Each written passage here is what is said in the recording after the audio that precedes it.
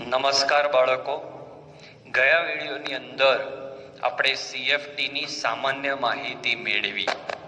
આજે આપણે CFTમાં કઈ કઈ વસ્તુનું ધ્યાન રાખવાનું છે, એટલે એના પ્રશ્નો કેવી રીતે સોલ્વ કરવા એની વાત કરું.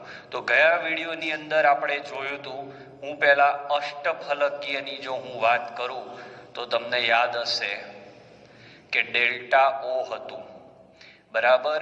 એના બે ભાગ પાડ્યા હતા આપણે, T2G અને EG. ઓકે, T2G એનો નીચે હતો, EG એનો ઉપર હતો. આટલું અંતર ડેલ્ટા O હતું. સરેરાશ ઉર્જામાં આ ઉપર 3/5 ડેલ્ટા O હતો, આ નીચે 2/5 ડેલ્ટા O હતો. આટલું આપણે ચલાવ્યું હતું. હવે આજનો પોઈન્ટ, પહેલો જ પ્રશ્ન, ડેલ્ટા O નો આધાર કઈ બાબત પર છે? બહુ ધ્યાન રાખજો. તો ડેલ્ટા O નાનો હશે, મોટો હશે, કેટલો હશે? એનો આધાર બે વસ્તુ પર છે. ધાતુ આયનના વીજભાર અને લિગેન્ડની, આવનાર લિગેન્ડની પ્રબળતા. તો એમાં પોઈન્ટ નંબર 1 શીખીએ કે ધારો કે એક સંકીર્ણની અંદર Fe2+ છે અને બીજા સંકીર્ણની અંદર Fe3+ છે, તો Fe3+ ની અંદર વધારે અપાકર્ષણ થાય એટલે આમાં ક્ષેત્ર વિભાજન વધારે થાય. એટલે તમને એમ કે FeCN6 4- અને FeCN6 3- માં શેમાં ડેલ્ટા O નું મૂલ્ય વધારે હશે? તો આ બંનેમાં લિગેન્ડ તો સેમ છે, બંનેમાં લિગેન્ડ તો સેમ છે. ઓકે, પણ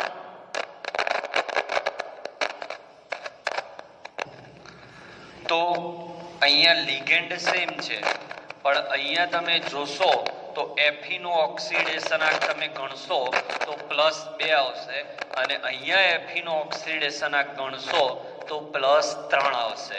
એટલે અહીંયા વધારે વીજભાર હોવાથી આના ડેલ્ટા O નું મૂલ્ય વધારે આના કરતા. તો MCQ નંબર 1. હવે ડેલ્ટા O નો બીજો આધાર શેના પર છે? તો લિગેન્ડની પ્રબળતા. હવે લિગેન્ડની પ્રબળતા કેવી રીતે નક્કી થાય? તો લિગેન્ડની પ્રબળતા સ્પેક્ટ્રોકેમિકલ, બહુ મસ્ત કોન્સેપ્ટ છે, સ્પેક્ટ્રોકેમિકલ શ્રેણીના આધારે નક્કી થાય. ઓકે, સ્પેક્ટ્રોકેમિકલ શ્રેણી ઇંગ્લિશ શબ્દ છે, ગુજરાતી શબ્દ છે વર્ણપટ દર્શકી. એનો મતલબ શું થયો? તમારી પાસે સમજી લો કે 4 લિગેન્ડ છે, L1, L2, L3 અને L4. આને લાલ રંગનું શોષણ કર્યું, બહુ અગત્યનો પોઈન્ટ છે. આને વાદળી રંગનું શોષણ કર્યું, આને જાંબલી રંગનું શોષણ કર્યું, અને આને પીળા રંગનું શોષણ કર્યું. તો કયો લિગેન્ડ પ્રબળ? તો આપણે જાણીએ છીએ લેમ્ડાનો ક્રમ ફિઝિક્સમાં આવી ગયો. જાંબલીનો રંગ લેમ્ડા સૌથી ઓછો હોય, પછી જાની, વાલી, પીનારા, આવું છે, બરાબર. જાની, વાલી, પીનારા. ઓકે, તો જાની, વાલી, પીનારાની જો હું વાત કરું તો જાની, વાલી, પીનારા મુજબ જાંબલીની તરંગ લંબાઈ સૌથી ઓછી છે. તરંગ લંબાઈ જેટલી ઓછી હોય એટલી એની એનર્જી વધારે હોય, એટલે એનર્જી આવી થશે. ઓકે, એટલે જાંબલી રંગ જેને શોષ્યો એની એનર્જી પાવરફુલ. તો જાંબલી રંગ કોણે શોષ્યો? L3 એ. એટલે પ્રબળતાનો ક્રમ થશે, લિગેન્ડની પ્રબળતાનો ક્રમ L3 આગળ. ની કોઈ નથી. વા મતલબ વાદળી, તો વાદળીમાં આવે છે L2. ઓકે, પછી લીલી કેમ નથી? પી આવી ગયું એટલે L4. ઓકે, અને રાતો એટલે લાલ, L1. આ રીતે લિગેન્ડની પ્રબળતા નક્કી થઈ અને એના આધારે સ્પેક્ટ્રોકેમિકલ શ્રેણી રચાઈ. અને જેમ લિગેન્ડની પ્રબળતા વધારે તેમ ડેલ્ટા ઓનું મૂલ્ય પણ વધારે. જેમ લિગેન્ડ પ્રબળ એમ તે લિગેન્ડ વધારે ક્ષેત્ર વિભાજન કરે. અત્યારે એના પર ના જશો, હું ફરીથી તમને સમજાવું. ડેલ્ટા ઓ નો આધાર બે વસ્તુ પર છે, ધાતુ આયનનો વીજભાર અને લિગેન્ડની પ્રબળતા. આ બંનેમાં વધારે અગત્યનું કોણ? તો લિગેન્ડની પ્રબળતા. પણ જો લિગેન્ડની પ્રબળતા સેમ હોય તો શું જોવાનું? તો ધાતુ આયનનો વીજભાર. તો આમાં ધાતુ આયન Fe2+ છે, આમાં Fe3+, એટલે આમાં ક્ષેત્ર વિભાજન વધારે થાય. હવે લિગેન્ડની પ્રબળતા, તો લિગેન્ડની પ્રબળતા શેના આધારે નક્કી થાય? તો સ્પેક્ટ્રોકેમિકલ શ્રેણીના આધારે. જે તે લિગેન્ડ કયા પ્રકાશનું શોષણ કરે છે એના આધારે લિગેન્ડની પ્રબળતા નક્કી થાય. તો જાંબલી રંગની તરંગ લંબાઈ સૌથી ઓછી છે. તો ફિઝિક્સમાં તમે જાણો છો, જેમ લેમ્બડા ઓછો હોય એમ ઉર્જા વધારે હોય. સૂત્ર કયું? E = hc/લેમ્બડા મુજબ. ઓકે, તો તરંગ લંબાઈ જેટલી ઓછી એટલી ઉર્જા વધારે.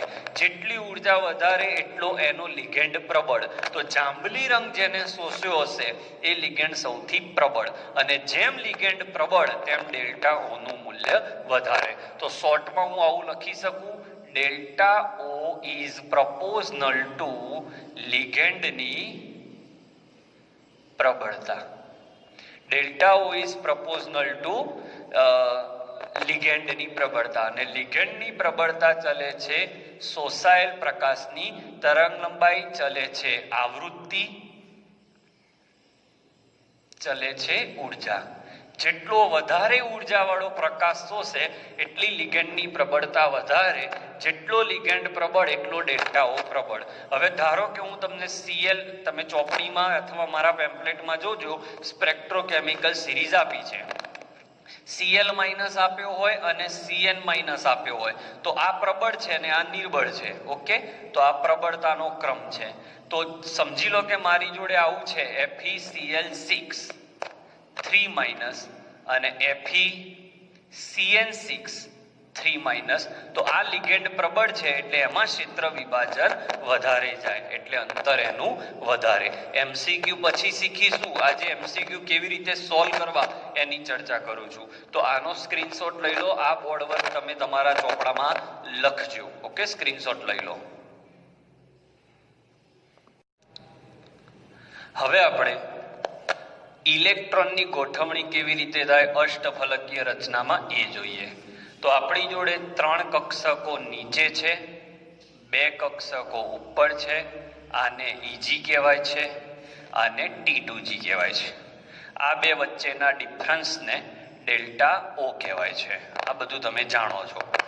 હવે પહેલા 3 ઇલેક્ટ્રોન એટલે ક્યાં ભરાશે? તો પહેલા 3 ઇલેક્ટ્રોન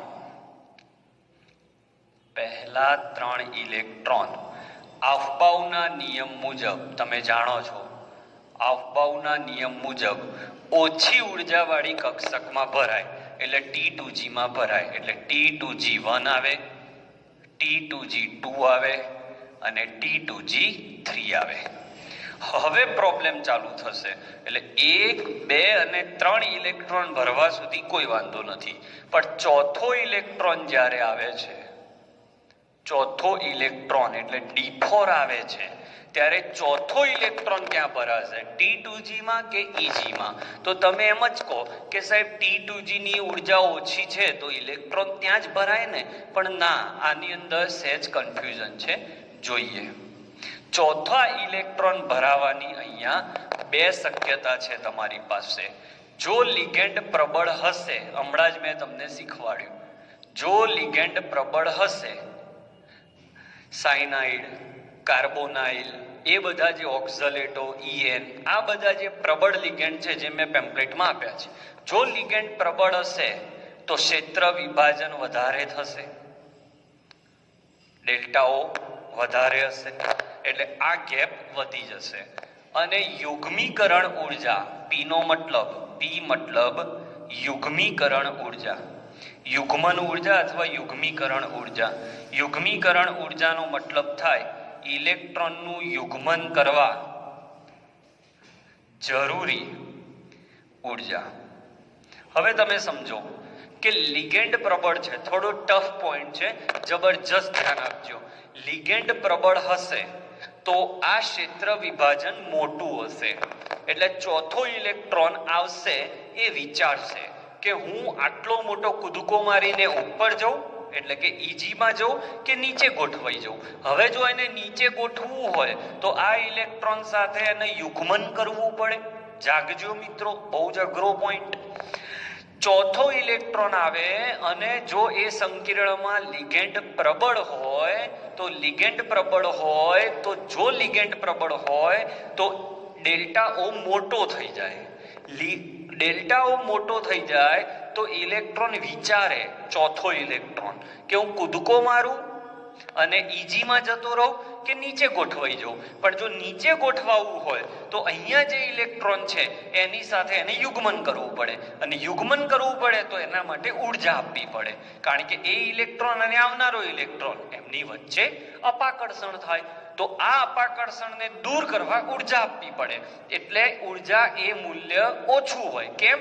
ડેલ્ટાઓ વધારે છે. એટલે ચોથા ઇલેક્ટ્રોનને વિચાર આવ્યો કે આટલી મોટી કૂદકો મારવા માટે જરૂરી ઉર્જા ધારો કે 100 કિલો જૂલ છે, અને નીચે ઇલેક્ટ્રોન જોડે યુગ્મન કરવા માટે ઉર્જા 50 છે, તો હું 50 આપીને યુગ્મન જ કરી લઉં. એટલે ડેલ્ટા ઓ વધારે હોવાના લીધે ચોથો ઇલેક્ટ્રોન T2G માં ભરાશે.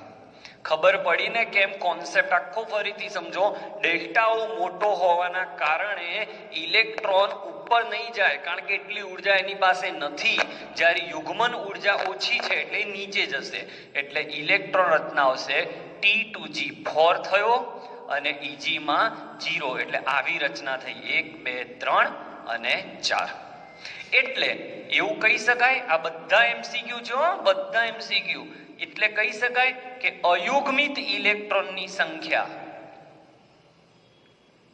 ઘટે છે, અને અયુગ્મિત ઇલેક્ટ્રોનની સંખ્યા ઘટે છે એટલે સ્પિનનું મૂલ્ય ઘટે છે, એટલે આને લઘુ સ્પિન કહેવાય. શું કહેવાય બાળકો? લઘુ સ્પિન. અને સ્પિનનું મૂલ્ય ઘટે છે એટલે ચુંબકીય ચાકમાત્રા પણ ઘટે છે. એટલે પ્રબળ લિગેન્ડ હોય તો યુગ્મન થાય. વીબીટી સંકરણ વાળી થિયરી યાદ કરો. લિગેન્ડ પ્રબળ હોય તો યુગ્મીકરણ થાય. ચલો ફરીવાર આખો કોન્સેપ્ટ. જો લિગેન્ડ પ્રબળ હશે તો ક્ષેત્ર વિભાજન વધારે હશે, એટલે ચોથો ઇલેક્ટ્રોન વિચારશે કે આવડો મોટો કૂદકો મારું એના કરતા તો T2 માં ગોઠવાઈ જવું, એટલે T2 માં ગોઠવવાનો પ્રયત્ન થશે, એટલે T2G4 થશે. પાંચમો ઇલેક્ટ્રોન આવશે તો T2G5 થશે. છઠ્ઠો ઇલેક્ટ્રોન આવશે તો T2G6 થશે. હા, પછી સાતમો ઇલેક્ટ્રોન આવશે તો અહીંયા જગ્યા નથી, એટલે એને ઉપર જવું જ પડશે. સમજાય છે? એટલે પ્રબળ લિગેન્ડ હોય તો આટલી વસ્તુ થાય. ઊંધું પણ પૂછે કે લઘુ સ્પિન ક્યારે મળે? તો જ્યારે પ્રબળ લિગેન્ડ પ્રભાવ ક્ષેત્ર હોય ત્યારે. લિગેન્ડ પ્રબળ છે કે નિર્બળ એ ચેક કરવા શું જોવાનું? સ્પેક્ટ્રોકેમિકલ સિરીઝ. હવે જો લિગેન્ડ નિર્બળ છે એટલે Cl- OH- એવા છે તો ક્ષેત્ર વિભાજન ઓછું થશે. એટલે ઇલેક્ટ્રોન, ચોથો ઇલેક્ટ્રોન વિચારશે કે હું નીચે જઉં કે ઉપર જઉં, તો નીચે વાળો ઇલેક્ટ્રોન ઉર્જા વધારે માંગે છે, એટલે યુગ્મીકરણ ઉર્જા એની વધારે હોય. યુગ્મીકરણ ઉર્જા વધારે હોય એટલે યુગ્મન નહીં પામે. એ શું કરશે કે એના કરતા તો ડેલ્ટાઓ નાનો છે, લાઈને કૂદકો મારી દઉં. તમને એમ થાય સાહેબ તમે ગોખો છો? ના, હું સમજુ છું કે જો ડેલ્ટાઓ મોટો હોય તો ચોથો ઇલેક્ટ્રોન વિચારે કે અલા ભાઈ આવડો મોટો કૂદકો મારવો એના કરતા નીચેની કક્ષકમાં રહું. અને આમાં એવું વિચારે કે હો નિર્બળ ક્ષેત્ર છે તો આટલું જ છે ને, તો લાઈન કૂદકો મારી દઉં, એટલે કૂદકો મારી દે, એટલે ચોથો ઇલેક્ટ્રોન ઈજી કક્ષકમાં ભરાય. ક્યાં ભરાય લ્યા? ઈજી કક્ષકમાં. એટલે T2G3 થાય અને Eg1 થાય, એટલે 1 2 3 અને 4. એટલે કેટલા અયુગ્મિત ઇલેક્ટ્રોન આયા? 4 અયુગ્મિત ઇલેક્ટ્રોન આયા. એટલે અહીંયા લખી શકાય અયુગ્મિત ઇલેક્ટ્રોનની સંખ્યા વધે છે. અયુગ્મિત ઇલેક્ટ્રોનની સંખ્યા વધે છે. અયુગ્મિત ઇલેક્ટ્રોનની સંખ્યા વધે એટલે સ્પિન વધે છે, એટલે એને ઊંચા સ્પિન કહેવાય. એટલે તમે યાદ કરો, નિર્બળ લિગેન્ડમાં યુગ્મીકરણ નહોતું થતું, D2sp3 નતા થતા, sp3d2 થતા હતા VBT માં, અને આના કારણે ચુંબકીય ચાકમાત્રા વધે છે. ઓકે, તો આના આધારે MCQ બહુ જ પૂછાય. તો MCQ નો લેક્ચર આપણે 3જા નંબરે હજી લઈએ છીએ. કેવી રીતે MCQ સોલ્વ કરવા એ બધી વાત હું તમને કરું છું 3જા લેક્ચરની અંદર. તો આ લેક્ચરમાં મેં તમને 2 પોઈન્ટ શીખવાડ્યા. સ્પેક્ટ્રોકેમિકલ સિરીઝ એટલે શું, અને ચોથો ઇલેક્ટ્રોન કેવી રીતે ભરાય. હવે આની અંદર ચોથો ઇલેક્ટ્રોન અહીંયા ભરાયો, પાંચમો પણ ત્યાં જ ભરાશે, છઠ્ઠો પણ ત્યાં જ ભરાશે, સાતમો ઇલેક્ટ્રોન આવશે તો અહીંયા જશે. જ્યારે આની અંદર ત્રીજો અહીંયા, ચોથો અહીંયા, ચોથો, પાંચમો, પણ હવે જગ્યા નથી એટલે 6, 7, 8, 9 અને 10 એ રીતે ભરાય. ક્લિયર?